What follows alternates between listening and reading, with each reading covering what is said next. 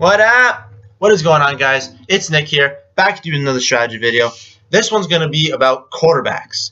When should you be drafting a quarterback? This is a very, very, very important topic. A lot of people like to go for the elite talent in the middle tier talent because they know every single week they got someone they can throw out there. Well, I'm here to tell you, don't be one of them. All right? I've won many leagues where my quarterback goes, I don't draft. I stream quarterbacks. It's so much better than being chained to a guy every week. Because you know what? If you draft Aaron Rodgers, you're starting Aaron Rodgers every week because you know you have to. You paid a high price for him. Doesn't matter if he's a bad matchup because you know consistently he's going to produce good numbers and he's going to have good weeks. He's going to have great weeks. But I'm more for the strategy of streaming them, and here's why. I ran some data. Now, this is data from the league that I'm in. So it's a bit anecdotal, but generally speaking, every league is pretty similar in how quarterbacks are drafted or who is drafted. Now, some leagues, people reach for guys that would go undrafted and others, but I'm in a 12-team league. You pay money to get in. People generally know what they're talking about, and we don't draft a ton of quarterbacks, so maybe 14 will get drafted, 15 will get drafted in the 12-team league. So here's the data.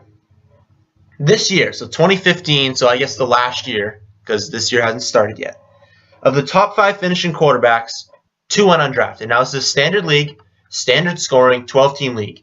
The top 5 finishing quarterbacks, 2 went undrafted. So that means probably those 2 were roughly 15-plus ranked at the beginning of the year. Of the top 10 finishing, 3 went undrafted. The top 15, 7 went undrafted. You don't have to draft the top guys in order to get value. There are every single year. Last year, I won the championship. Blake Bortles is my quarterback. I believe I drafted Tannehill in like the 10th round or something. Honestly, the guys who did good were the guys who, in the third to last and second to last round, they grabbed 2 quarterbacks. Because you know what? They're taking a shot. They're doubling their chances because those, I will be releasing a video soon, or if I haven't already done it, when this video goes up. The late round picks are your flyers. They're your lottery picks. That's basically, I guess, rounds 10 to 14, 9 to 14. Those are where you take all the shots. You go, all right, this guy probably isn't going to be good, but he might explode. This guy gets hurt, he's going to be great. These are your lottery picks. That's where you take your quarterbacks. Last year, you could have taken Newton late. You could have taken Brady late. You could have taken Palmer late. You could have taken Bortles. You could have taken Mariota. Mariota had some really, really good weeks. And if you're streaming that, you're throwing together a couple 30 weeks with some guy that you got off free agency. And the pick you could have gotten Rodgers in, you took like Calvin Johnson last year. I know he's retired, but last year, all right. It's just not worth taking these guys up top. All right, more data. Of the top 10 finishing quarterbacks, 5 were drafted in the top 7 rounds. So these guys that are supposed to, you're spending a really, really high pick on, only 5 were drafted in the top 7 rounds of the top 10. You don't need to be a guy that takes Wilson in the 4th round. It's just not worth it.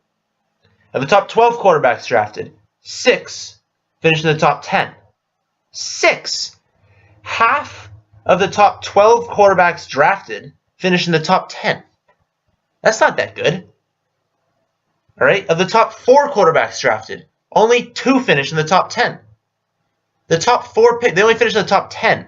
I mean, technically, they should be finishing all the top 4. That's where you're drafting them. All right? The guys that went top last year, Rodgers and Luck, how'd they do? They didn't do that great.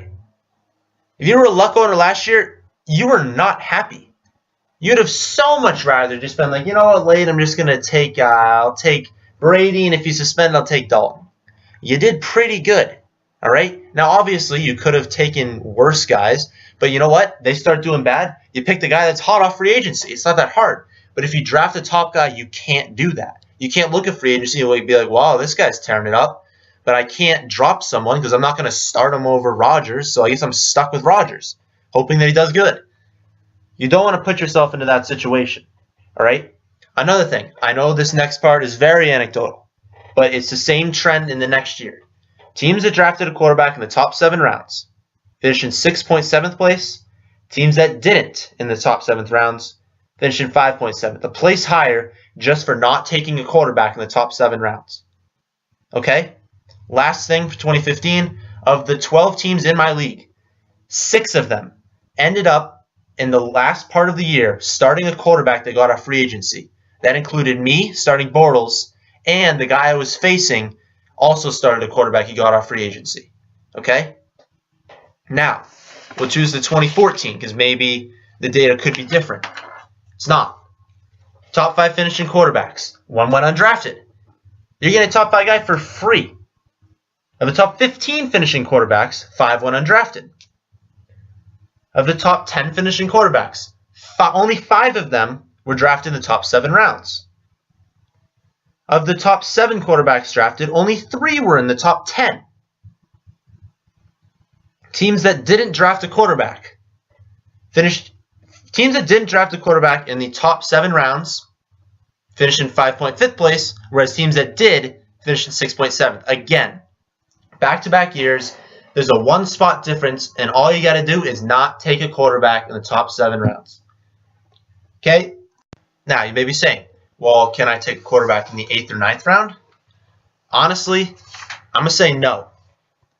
My strategy when drafting is to always, unless you're in a keeper league and you can't do this, always take your defense in the 14th. That's the last round there is. Take your defense because you're going to drop them anyways. Never, ever take a defense not in the 14th.